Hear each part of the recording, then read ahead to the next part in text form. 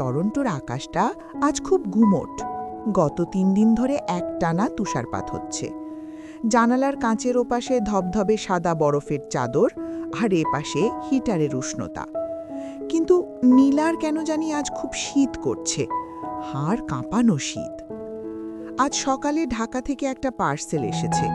কুরিয়ারের প্যাকেটের ওপর প্রেরকের নাম দেখে নীলার হাতটা কেঁপে উঠেছিল। অদ্রি প্রকাশনী। কিন্তু হাতের লেখাটা অদ্রির নয়, অপরিচিত।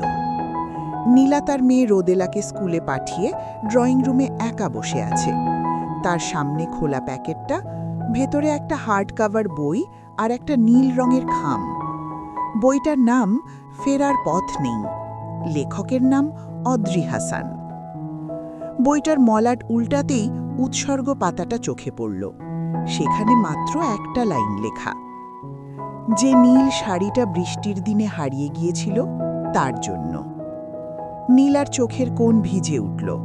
সে ধীর হাতে নীল খামটা খুলল। চিঠিটা অদ্রির হাতের লেখা।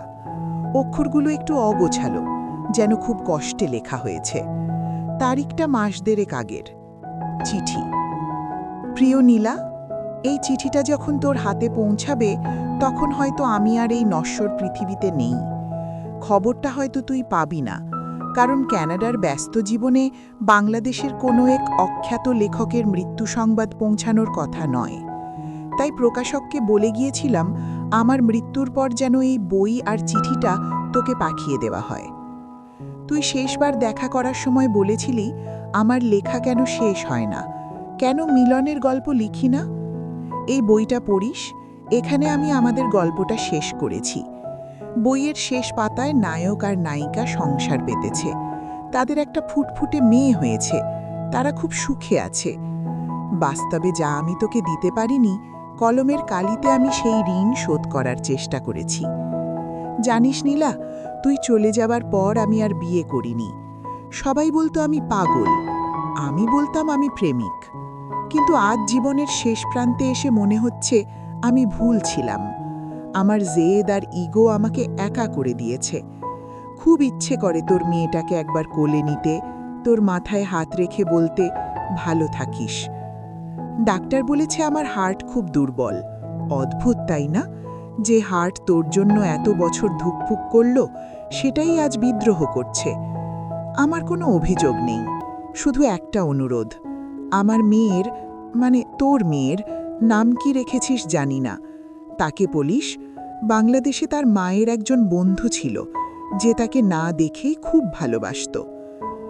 ভালো থাকিস নীলাবতী। ওপারে যদি দেখা হয় কথা দিচ্ছি, সেদিন আর বৃষ্টির দোহাই দিয়ে নিজেকে আড়াল করব না। সেদিন আমিই প্রথমে বলবো ভালোবাসি। ইতি, তোর অসমাপ্ত অদ্রি। চিঠিটা পড়ার পর নীলার গলা দিয়ে কোনো শব্দ বের হলো না, শুধু দু চোখ দিয়ে অঝোর ধারায় জল গড়িয়ে পড়তে লাগল।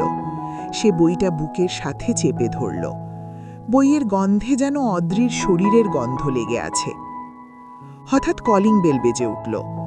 রোদেলা স্কুল থেকে ফিরেছে। নীলা তাড়াতাড়ি চোখ মুছে দরজা খুলল। 7 বছরের রোদেলা ঘরে ঢুকেই মায়ের হাতে বইটা দেখল। মাম্মাম, এটা কার বই? তুমি কাঁদছ কেন? নীলা হাঁটু গেড়ে বসে মেয়েকে জড়িয়ে ধরল।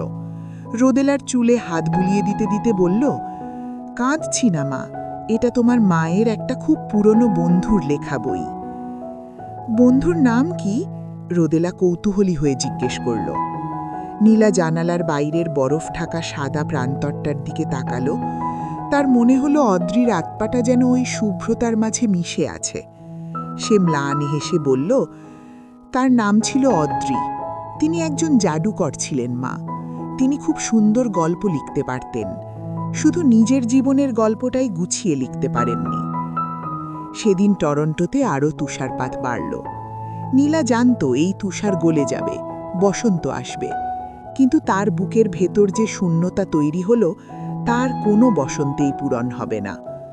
পৃথিবীর সব গল্পে মিলন থাকে না। কিছু কিছু গল্প অসমাপ্ত থাকার জন্যই জন্মায়, আর সেই অসমাপ্ত গল্পগুলোই হয়তো সবচেয়ে সুন্দর, সবচেয়ে পবিত্র।